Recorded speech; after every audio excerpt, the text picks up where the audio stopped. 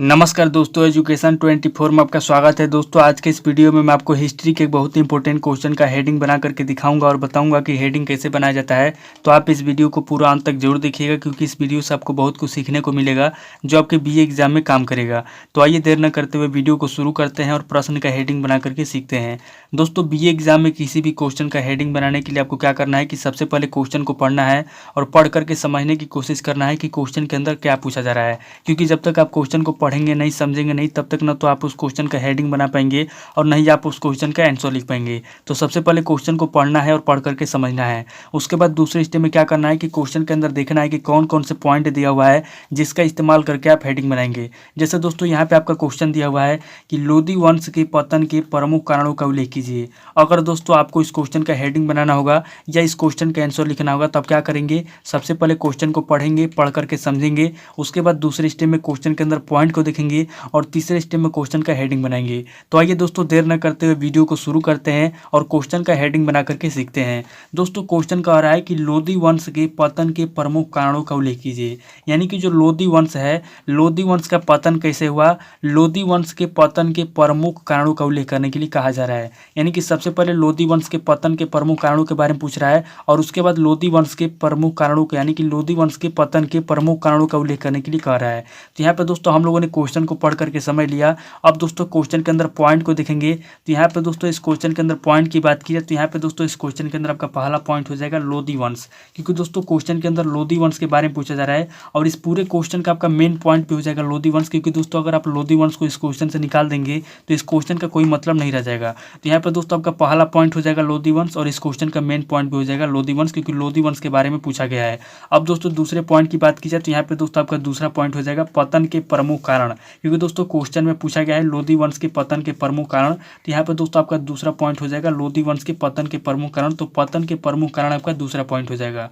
और तीसरे पॉइंट की बात की जाए तो यहाँ पे दोस्तों आपका तीसरा पॉइंट हो जाएगा उल्लेख कीजिए, जो कि दोस्तों दोनों पॉइंट के लिए लागू होगा। यानी कि इस क्वेश्चन के अंदर टोटल आपका 3 पॉइंट दिया हुआ है जिसका इस्तेमाल करके हम लोग हेडिंग बनाएंगे। तो यहाँ पे दोस्तों इस क्वेश्चन का पहला हेडिंग हम लोग क्या लिखेंगे, तो दोस्तों मैं आपसे हर वीडियो में बताता हूँ कि किसी भी क्वेश्चन का पहला हेडिंग या तो परिचय लिखेंगे, या तो प्रस्तावना लिखेंगे, या तो परिभाषा लिखेंगे, या तो भूमिका लिखेंगे। चूंकि दोस्तों ये हिस्ट्री का क्वेश्चन है इसलिए दोस्तों इस क्वेश्चन का पहला हेडिंग हम लोग लिखेंगे भूमिका।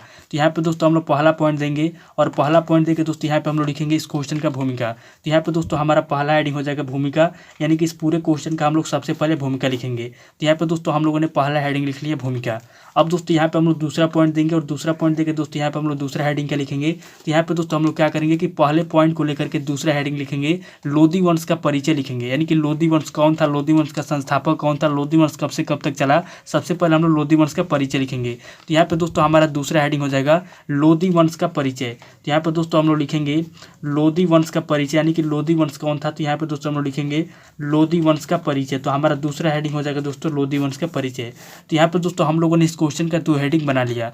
अब दोस्तों यहाँ पे हम लोग तीसरा पॉइंट देंगे और तीसरा पॉइंट देके दोस्तों यहाँ पे हम तीसरा हेडिंग लिखेंगे लोदी वंश के पतन के प्रमुख कारण। तो यहाँ पे दोस्तों हम क्या करेंगे कि दूसरे पॉइंट को लेकर के यहाँ पे हम लोग तीसरा हेडिंग लिखेंगे लोदी वंश के पतन के प्रमुख कारण। तो यहाँ पे दोस्तों हमारा तीसरा हेडिंग हो जाएगा लोदी वंश के पतन के प्रमुख कारण। तो यहाँ पे दोस्तों हम लोग लिखेंगे लोदी वंश के पतन के प्रमुख कारण, यानी कि जो लोदी वंश है उसका पतन कैसे हुआ, कौन कौन कारण है, उन प्रमुख कारणों को यहाँ पे लिखेंगे। तो हमारा तीसरा कारण हो जाएगा, तीसरा हेडिंग हो जाएगा लोदी वंश के पतन के प्रमुख कारण। तो यहाँ पे दोस्तों हम लोगों ने दूसरे पॉइंट को लेकर के तीसरा हेडिंग लिख लिया और पहले पॉइंट को लेकर के दूसरा हेडिंग लिख लिया। अब दोस्तों यहाँ पे हम लोग क्या करेंगे कि लोदी वंश के पतन के प्रमुख कारण लिखेंगे, यानी कि लोदी वंश के पतन में जो जो भी कारण होता है। और दोस्तों किसी भी राज्य का या किसी भी साम्राज्य के पतन में कोई एक कारण नहीं होता है, बहुत सारे कारण होते हैं। तो उन बहुत सारे कारणों को हम लोग क्या करेंगे पॉइंट नंबर 1 पॉइंट नंबर 2 देके लिखेंगे। तो यहाँ पे दोस्तों हम लोग पॉइंट नंबर 1 देंगे और पॉइंट नंबर 1 देके दोस्तों यहाँ पे हम लोग पहला कारण लिखेंगे राजनीतिक कारण। तो यहाँ पे दोस्तों हमारा पहला कारण हो जाएगा लोदी वंश के पतन का राजनीतिक कारण, यानी कि राजनीतिक की स्थिति ठीक न होने की वजह से यहाँ पे दोस्तों इसका पतन हुआ होगा। अब दोस्तों यहाँ पे हम लोग दूसरा पॉइंट देंगे और यहाँ पे दोस्तों दूसरा पॉइंट देके हम लोग दूसरा कारण लिखेंगे सामाजिक कारण, यानी कि समाज में जो है कि भेदभाव की वजह से या फिर समाज के उथल पुथल होने की वजह से यहाँ पे दोस्तों इसका पतन हुआ होगा। तो यहाँ पे दोस्तों हम दूसरा कारण लिखेंगे सामाजिक कारण। तो यहाँ पे दोस्तों लोधी वंश के पतन का दूसरा कारण हो गया सामाजिक कारण। अब दोस्तों यहाँ पे हम लोग तीसरा पॉइंट देंगे और यहाँ पे दोस्तों तीसरा पॉइंट देकर हम लोग तीसरा कारण लिखेंगे आर्थिक कारण, यानी कि धन दौलत की कमी होने की वजह से, आर्थिक स्थिति कमजोर होने की वजह से यहाँ पे दोस्तों इसका पतन हुआ होगा। तो यहाँ पे दोस्तों इसका तीसरा कारण हो जाएगा आर्थिक कारण। तो यहाँ पे दोस्तों हम लोग लिखेंगे आर्थिक कारण। तो यहाँ पे दोस्तों हम लोगों ने लोधी वंश के पतन के प्रमुख कारणों में 3 कारण लिख लिया। अब दोस्तों क्या करेंगे, हम लोग यहाँ पे चौथा पॉइंट देंगे और यहाँ पे दोस्तों चौथा पॉइंट देके हम लोग चौथा कारण लिखेंगे सैन्य कारण, यानी कि जो उसके पास सैनिक थे उसके सैनिकों की कमी की वजह से या फिर सैनिकों की शक्ति की कमी की वजह से यहाँ पे दोस्तों इसका पतन हुआ होगा। तो यहाँ पे दोस्तों हम लोग चौथा कारण लिखेंगे इसका सैन्य कारण, यानी कि सैनिकों की कमी या फिर सैन्य कारण की वजह से जो है कि लोधी वंश का पतन हुआ होगा। तो यहाँ पे दोस्तों चौथा कारण हो जाएगा सैन्य कारण। तो यहाँ पे दोस्तों हम लोगों ने 4 कारण लिख लिया। अब दोस्तों यहाँ पे हम लोग 5वां पॉइंट देंगे और यहाँ पे दोस्तों 5वां पॉइंट देकर हम लोग 5वां कारण लिखेंगे धार्मिक कारण। तो यहाँ पे दोस्तों 5वां कारण हो जाएगा धार्मिक कारण। तो यहाँ पे दोस्तों हम लोगों ने धार्मिक कारण भी लिख लिया।